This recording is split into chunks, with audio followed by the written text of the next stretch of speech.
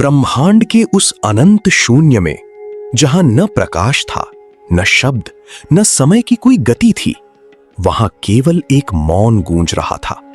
एक ऐसा मौन जिससे इस समस्त चराचर जगत की उत्पत्ति होनी थी। क्या आपने कभी सोचा है कि जिसे हम सत्य मानते हैं, क्या वो वास्तव में सत्य है या वो केवल एक दृष्टि है जिसे किसी ने हमारे लिए रचा है? इस सृष्टि की सबसे बड़ी शक्ति तलवार की धार में नहीं, बाहुबल के प्रदर्शन में नहीं, बल्कि उस माया में छिपी है जिसे स्वयं नियंता ने अपने हाथों से बुना है। ये कथा उस रहस्य की है जिसे जानकर देवता अमर हुए, असुर पराजित हुए और स्वयं महादेव भी विस्मित रह गए। ये कथा है मोहिनी की, उस अलौकिक स्त्री स्वरूप की जिसने बिना एक भी अस्त्र उठाए पूरे ब्रह्मांड का भाग्य बदल दिया। जहां शब्द समाप्त हो जाते हैं, वहां से शुरू होती है सनातन की दिव्य यात्रा। स्वागत है आपका सोलफुल सनातन भक्ति में। यहां केवल कहानियां नहीं सुनाई जाती, यहां आपको महसूस होती है देवों की ऊर्जा, ऋषियों का ज्ञान और उस परम सत्य की झलक जो इस पूरे ब्रह्मांड को संचालित करता है।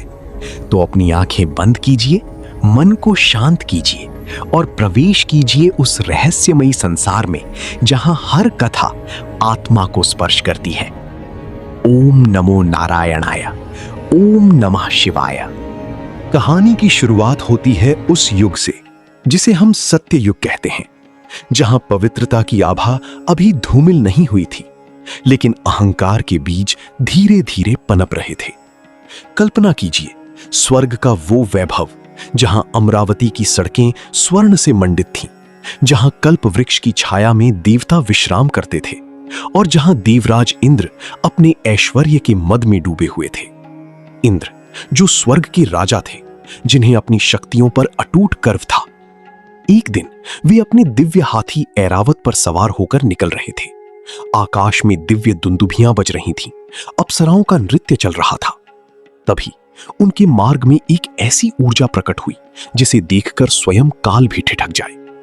वो थे महर्षि दुर्वासा, तप की साक्षात मूर्ति, क्रोध और तेज का संगम। दुर्वासा जिनके आने मात्र से वायु का वेग थम जाता था, जिनके नेत्रों में प्रलय की अग्नि और तप का प्रकाश एक साथ झलकता था। महर्षि के हाथ में एक पुष्प माला थी, कोई साधारण माला नहीं, वो स्वयं माता लक्ष्मी का प्रतीक थी। सौभाग्य, श्री और समृद्धि का सार, जिसे उन्होंने अपनी कठोर तपस्या से प्राप्त किया था। दुर्वासा ने बड़े प्रेम और आशीर्वाद के साथ वो माला इंद्र को भेंट की। लेकिन अहंकार एक ऐसा अंधकार है जो सबसे उज्जवल बुद्धि को भी ढंक लेता है। इंद्र ने उस माला को अपने मस्तक पर धारण करने के बजाय उसे ऐरावत के माथे पर रख दिया। ऐरावत एक जीव जिसने उस दिव्य ऊर्जा के भार को सहन नहीं किया और अपनी सूंड से उस माला को झटक कर भूमि पर गिरा दिया और फिर अनजानी में ही उसे अपने विशाल पैरों तले रौंद डाला। उस क्षण पूरे स्वर्ग में एक सन्नाटा छा गया। हवाएं रुक गईं। महर्षि दुर्वासा की आंखों में वो प्रलयकारी अग्नि धधक उठी। उनकी वाणी जो ब्रह्मांड के हर कोने में गूंज उठी, वो केवल एक शब्द नहीं था, वो एक नियति थी। इंद्र, उनकी गर्जना ने पर्वतों को हिला दिया। तूने न केवल मेरा बल्कि उस दिव्य शक्ति का अपमान किया है जो इस सृष्टि का आधार है। तूने श्री का तिरस्कार किया है, तूने लक्ष्मी का अपमान किया है। जा, मैं तुझे श्राप देता हूं, तू श्री विहीन हो जाएगा। तेरा वैभव, तेरी शक्ति, तेरी अमरावती सब नष्ट हो जाएगा। तू अपनी ही परछाई के लिए तरसेगा। और देखते ही देखते चमत्कार हुआ, पर एक भयानक चमत्कार। अमरावती की स्वर्ण दीवारें काली पड़ने लगीं, कल्प वृक्ष के पत्ते सूखकर झड़ने लगे, देवताओं के चेहरे से वो दिव्य ओज गायब होने लगा और सबसे बड़ी घटना, समृद्धि की अधिष्ठात्री देवी लक्ष्मी बिना कुछ कहे क्षीर सागर की गहराइयों में विलीन हो गईं। स्वर्ग अब एक खंडहर था और देवता अब केवल साधारण मनुष्य की तरह दुर्बल थे। और इसी अवसर की प्रतीक्षा में थे असुर। पाताल लोक का सम्राट असुर राज बलि, जो न केवल शक्तिशाली था बल्कि एक कुशल रणनीतिकार भी था। जब उसे पता चला कि देवताओं का तीज खत्म हो चुका है, उसने अपनी विशाल सेना के साथ स्वर्ग पर आक्रमण कर दिया। वो युद्ध नहीं था, वो एक संहार था। हारे हुए लहूलुहान देवता अपने ही घर से निर्वासित होकर दर दर भटकने लगे। वे ब्रह्मा जी के पास पहुंचे, पर समाधान वहां नहीं था। अंततः वे पहुंचे क्षीर सागर के तट पर, जहां अनंत काल से शीशनाग की शैया पर भगवान विष्णु विराजमान थे। वहां की शांति विचलित कर देने वाली थी। विष्णु की आंखें बंद थीं। उनके होठों पर एक ऐसी रहस्यमयी मुस्कान थी जैसे वे इस पूरी त्रासदी के पीछे छिपे बड़े सत्य को देख रही हों। देवताओं ने पुकारा, त्राही माम प्रभु, अधर्म जीत रहा है, हम सब खत्म हो रहे हैं। विष्णु ने धीरे से अपनी आंखें खोली। उनकी दृष्टि में करुणा थी, लेकिन उसमें एक चुनौती भी थी। विष्णु ने कहा, देवताओं, बल से तुम खोया हुआ वैभव नहीं पा सकते। तुम्हें उस अमृत की आवश्यकता है जो समुद्र की अतल गहराइयों में छिपा है। वो अमृत जो तुम्हें अमर बना देगा, जो तुम्हारी खोई हुई शक्ति वापस लौटाएगा। लेकिन वो अकेले तुम्हारे बस का नहीं है। तुम्हें अपने शत्रुओं से, असुरों से संधि करनी होगी। देवताओं के लिए ये बिजली गिरने जैसा था, शत्रुओं के साथ सहयोग। विष्णु ने समझाया, मंथन के लिए असुरों की बाहुबल की आवश्यकता है और देवताओं की बुद्धि की। जाओ, बलि से मिलो, उसे अमृत का लालच दो, और जब कार्य पूर्ण हो जाए तो मैं अपनी माया से सब संभाल लूंगा। और इस प्रकार इतिहास का सबसे बड़ा गठबंधन हुआ। देव और दानव, जो सदियों से एक दूसरे के रक्त के प्यासे थे, अब एक ही तट पर खड़े थे। विशाल मंदराचल पर्वत को मथनी बनाया गया और नागराज वासुकी को रस्सी। एक ओर से असुरों ने वासुकी के मुख की ओर से पकड़ा और दूसरी ओर से देवताओं ने पूंछ की ओर से। मंथन शुरू हुआ। समुद्र गरज उठा, लहरें आकाश को छूने लगीं। ऐसा लगा जैसे पाताल और आकाश एक हो जाएंगे। लेकिन मंथन सरल नहीं था। जैसे ही मंदराचल पर्वत को समुद्र में डाला गया, वो अपने ही भारी वजन से डूबने लगा। सृष्टि का संतुलन डगमगा गया। तभी विष्णु ने अपना दूसरा अवतार लिया, कूर्म अवतार। एक विशाल कछुआ जिसकी पीठ इतनी मजबूत थी कि वो पूरे पर्वत का भार उठा सके। विष्णु समुद्र के तल में गए और पर्वत को अपनी पीठ पर धारण कर लिया। मंथन फिर शुरू हुआ। घंटों, दिनों, महीनों तक मथने के बाद समुद्र ने अपना असली चेहरा दिखाया। सबसे पहले जो निकला वो अमृत नहीं था, वो था हलाहल विष। एक ऐसा विष जिसकी गंध मात्र से देवताओं के प्राण सूखने लगे और असुरों की त्वचा जलने लगी। वो विष इतना शक्तिशाली था कि अगर वो समुद्र से बाहर आ जाता तो पूरी सृष्टि भस्म हो जाती। न देवता इसे रोक सकते थे, न असुर। वे सब त्राईमाम करते हुए कैलाश की ओर भागे। महादेव, जो सदा समाधि में रहते हैं, उन्होंने अपनी आंखें खोली। उन्होंने देखा कि उनकी बनाई सृष्टि विनाश की ओर बढ़ रही है। बिना एक पल सोचे शिव ने उस विष को अपनी हथेली में लिया। विष की गर्मी से ब्रह्मांड कांप रहा था, पर शिव शांत थे। उन्होंने वो विष पी लिया। माता पार्वती ने तुरंत उनके कंठ को पकड़ लिया ताकि विष उनके शरीर में ना फैले। वो विष वहीं रुक गया और शिव का कंठ नीला पड़ गया। वे कहलाई नीलकंठ। विष का संकट टला और मंथन फिर शुरू हुआ। अब एक एक करके दिव्य रत्न निकलने लगे। कामधेनु निकली जो हर इच्छा पूरी करती है।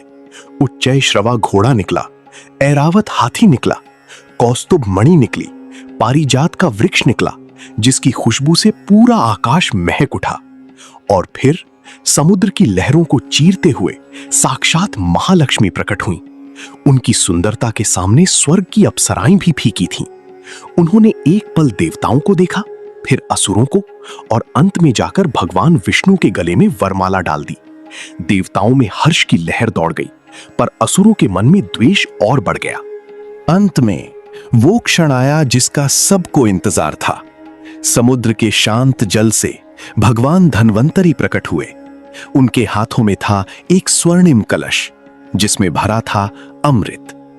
अमृत को देखते ही संधि, मर्यादा और शांति सब धराशायी हो गए। असुरों ने अपनी पूरी शक्ति झोंक दी और धन्वंतरी के हाथों से वो कलश छीन लिया। ये हमारा है, हम पहले पिएंगे, असुर चिल्लाने लगे। देवताओं में खलबली मच गई। यदि असुर अमर हो गए तो इस सृष्टि में केवल अंधकार बचेगा, कोई धर्म नहीं, कोई न्याय नहीं। असुर अमृत कलश लेकर भाग गए और आपस में ही लड़ने लगे। हर असुर चाहता था कि वो सबसे पहले पिए। उनके बीच द्वंद्व छिड़ गया। देवता असहाय होकर विष्णु की ओर देख रहे थे और तभी सन्नाटा छा गया। वो शोर, वो युद्ध की गर्जना अचानक थम गई। हवाओं में एक ऐसी सुगंध घुलने लगी जो न कभी महसूस की गई थी, न सुनी गई थी। ऐसा लगा जैसे पूरी प्रकृति ने अपनी सांस रोक ली हो और उस दिव्य प्रकाश के बीच उसने प्रवेश किया। वो मोहिनी थी। कल्पना कीजिए, एक ऐसी नारी जिसका सौंदर्य शब्दों की सीमा के परे था। उसके वस्त्र नीले आकाश की गहराई जैसे थे। उसके केश काले बादलों की तरह लहरिया रहे थे। उसकी चाल में ऐसा माधुर्य था जैसे कोई संगीत बज रहा हो। उसके पैरों में बंधे घुंघरुओं की आवाज छन छन असुरों के कानों में किसी जादू की तरह उतर रही थी। उसकी आंखें जैसे दो विशाल कमल हों जिनमें सम्मोहन का समुद्र छिपा था। असुर जो अभी एक दूसरे का गला काटने को तैयार थे, वे पत्थर की मूर्तियों की तरह जम गए। उनके हाथों से अस्त्र गिर गए। अमृत का कलश वहीं धरती पर रह गया। मोहिनी धीरे धीरे आगे बढ़ी। उसकी मुस्कान, ओहो, वो मुस्कान ऐसी थी कि पत्थर भी पिघल जाए। उसने असुरों की ओर देखा और बड़ी कोमलता से पूछा, हे वीरों, आप सब इतने शक्तिशाली हैं, इतने पराक्रमी हैं, फिर इस छोटे से कलश के लिए आपस में क्यों लड़ रहे हैं? क्या आप नहीं जानते कि जो आपस में लड़ते हैं वे कभी महान नहीं होते? असुर राज बलि, जो अपनी बुद्धि के लिए जाना जाता था, वो भी उस सम्मोहन से बच नहीं सका। उसने मंत्रमुग्ध होकर कहा, सुंदरी, तुम कौन हो? कहां से आई हो? हम तुम्हारा निर्णय मानेंगे। तुम ही इस अमृत का बंटवारा करो। हम तुम पर भरोसा करते हैं। मोहिनी ने हल्के से अपनी आंखें झुकाईं और कहा, मुझ पर भरोसा? मैं तो एक चंचल नारी हूं। शास्त्रों में लिखा है कि चंचल स्त्रियों पर विश्वास नहीं करना चाहिए। फिर आप मुझ पर इतना बड़ा भार क्यों डाल रहे हैं? असुरों का विवेक जैसे शून्य हो चुका था। वे चिल्लाए, नहीं देवी, आप ही हमारा उद्धार करेंगी। हम आपको अपना सब कुछ सौंपते हैं। यही तो वो माया थी जिसे विष्णु ने बुना था। मोहिनी ने कलश उठाया और कहा, ठीक है, तो फिर दो पंक्तियां बनाइए। एक ओर देवता बैठें, दूसरी ओर असुर। मैं अपनी मर्जी से अमृत बांटूंगी और कोई सवाल नहीं करेगा। असुरों ने बिना सोचे समझे उसकी बात मान ली। मोहिनी ने अपना नृत्य शुरू किया। वो देवताओं की पंक्ति की ओर जाती, उन्हें अमृत पिलाती और फिर असुरों की ओर आकर उन्हें अपनी मधुर बातों, अपने कटाक्षों और अपनी मुस्कान से ऐसे उलझा देती कि उन्हें होश ही नहीं रहता कि उन्हें क्या मिल रहा है। वो असुरों को केवल साधारण मदिरा पिला रही थीं और देवताओं को वास्तविक अमृत। असुर बस उसे देखते रह गए। वे उस सौंदर्य के नशे में इतने डूब चुके थे कि उन्हें पता ही नहीं चला कि उनके सामने से अमर होने का अवसर जा रहा है। लेकिन उस भीड़ में एक असुर ऐसा था जिसकी बुद्धि काम कर रही थी। उसका नाम था स्वरभानु। वो समझ गया कि यहां कुछ गलत हो रहा है। उसने देखा कि मोहिनी केवल देवताओं को ही कुछ विशेष पिला रही है। स्वरभानु ने चुपचाप अपना रूप बदला और एक देवता का वेश धरकर सूर्य और चंद्रमा के बीच जाकर बैठ गया। जैसे ही मोहिनी उसके पास पहुंचे, उसने अमृत की एक घूंट पी ली। लेकिन सूर्य और चंद्र ने उसे पहचान लिया। प्रभु, ये असुर है, वे चिल्लाए। इससे पहले कि अमृत स्वरभानु के गले से नीचे उतरता, मोहिनी का वो कोमल हाथ सुदर्शन चक्र में बदल गया। बिजली की गति से चक्र चला और स्वरभानु का सिर उसके धड़ से अलग हो गया। लेकिन क्योंकि उसने अमृत की एक बूंद चख ली थी, वो मरा नहीं। उसका सिर राहु कहलाया और उसका धड़ केतु। वे आज भी प्रतिशोध की आग में जल रहे हैं और समय समय पर सूर्य और चंद्रमा को ग्रास बनाते हैं, जिसे हम ग्रहण कहते हैं। जैसे ही देवताओं ने अमृत का अंतिम अंश पिया, मोहिनी का वो रूप गायब होने लगा। प्रकाश का एक धमाका हुआ और वहां साक्षात भगवान विष्णु खड़े थे। असुरों को जब तक समझ आया, बाजी हाथ से निकल चुकी थी। देवता अब अमर थे। असुरों ने क्रोध में आक्रमण किया, लेकिन अब देवता दुर्बल नहीं थे। एक महान युद्ध हुआ जिसमें देवताओं ने असुरों को पराजित कर पाताल लोक भेज दिया। धर्म की रक्षा हो चुकी थी। लेकिन मोहिनी की कहानी यहां खत्म नहीं होती। इस मोहिनी रूप की चर्चा तीनों लोकों में फैल गई। जब ये बात कैलाश पहुंची तो महादेव के मन में एक विचित्र कौतूहल जागा। उन्होंने सोचा, मैं भी तो देखूं वो कौन सा रूप था जिसने असुरों का विवेक हर लिया और जिसके सम्मोहन से कोई नहीं बच सका। शिव, जो स्वयं माया के अधिपति हैं, वे विष्णु के पास पहुंचे। उन्होंने कहा, प्रभु, मैं आपका वो मोहिनी रूप देखना चाहता हूं। विष्णु मुस्कुराए। उन्होंने चेतावनी दी, महादेव, वो रूप विनाशकारी है, वो विवेक को हर लेता है, उसे न देखना ही श्रेष्ठ है। लेकिन शिव अड़े रहे। वे उस माया का अनुभव करना चाहते थे। अचानक कैलाश का वातावरण बदलने लगा। हवाओं में वसंत की खुशबू आने लगी और तभी बगीचे में एक सुंदर स्त्री गेंद से खेलती हुई दिखी। वो मोहिनी थी। उसका वो रूप देखकर स्वयं महादेव, जो कामदेव को भस्म कर चुके थे, जो निर्विकार समाधि में रहते थे, वे भी अपनी सुध बुध खो बैठे। वे उस मोहिनी के पीछे भागने लगे। ये एक ऐसा दृश्य था जहां चेतना माया के पीछे भाग रही थी। कहा जाता है कि उस मिलन के दौरान शिव का जो तेज पृथ्वी पर गिरा, उससे एक महान शक्ति का जन्म हुआ। वो थे भगवान अयप्पा, जिन्हें हरिहर पुत्र कहा जाता है, विष्णु और शिव की संयुक्त ऊर्जा। अंततः विष्णु अपने वास्तविक रूप में आए और शिव को अपनी माया का बोध कराया।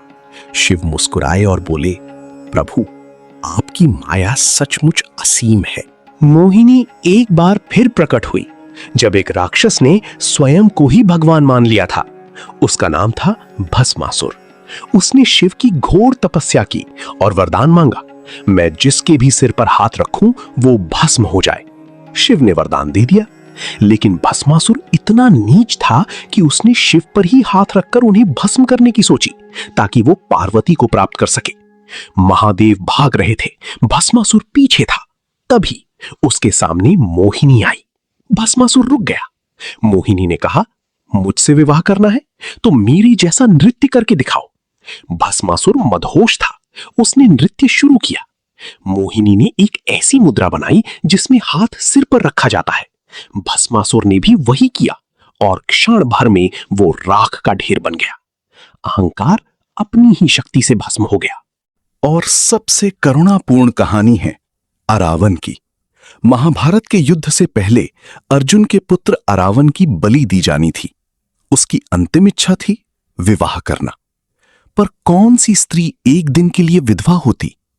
तब विष्णु ने मोहिनी का रूप लिया, अरावन से विवाह किया और अगले दिन उसकी मृत्यु पर एक सती की तरह विलाप भी किया।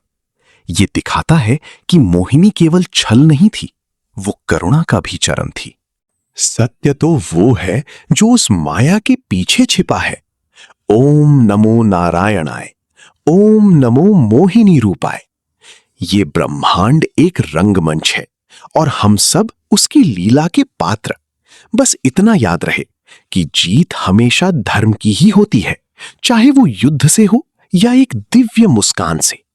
अगर आप भी मानते हैं कि अंत में जीत हमेशा धर्म और सत्य की ही होती है, तो कमेंट में जरूर लिखिए जय श्री हरि। और हमें यह भी बताइए, आप हमारी ये दिव्य कथा दुनिया के किस कोने से देख रहे हैं। आपका एक लाइक, एक कमेंट और एक शेयर हमें प्रेरणा देता है ऐसी ही रहस्यमयी और आत्मा को स्पर्श करने वाली सनातन कथाएं आपके सामने लाने के लिए। तो वीडियो को लाइक कीजिए, शेयर कीजिए और जुड़ जाइए सोलफुल सनातन भक्ति परिवार के साथ। तो अंत में हम क्या सीखते हैं? मोहिनी केवल एक सुंदर स्त्री नहीं है, वो इस संसार की माया है। वो आकर्षण है जो हमें हमारे मार्ग से भटकाता है, लेकिन वो बुद्धि भी है जो अधर्म का नाश करती है। वो हमें सिखाती है कि अहंकार का अंत हमेशा उसकी अपनी ही मूर्खता में होता है। जो सत्य है वो कभी नहीं बदलता, और जो बदलता है वो केवल एक दृष्टि है। अगली बार जब आप अपने भीतर किसी लोभ या अहंकार को महसूस करें तो याद रखिएगा, मोहिनी वही है, मुस्कुरा रही है, आपको ये याद दिलाने के लिए कि आप जो देख रहे हैं वो सच नहीं है। यदि आप भी सनातन की इन अद्भुत कथाओं को महसूस करना चाहते हैं, यदि आपके भीतर भी ईश्वर को जानने की प्यास है, तो अभी सोलफुल सनातन भक्ति को सब्सक्राइब कीजिए और इस दिव्य यात्रा का हिस्सा बन जाइए, क्योंकि यहाँ हर कहानी केवल सुनी नहीं जाती, उसे आत्मा से जिया जाता है।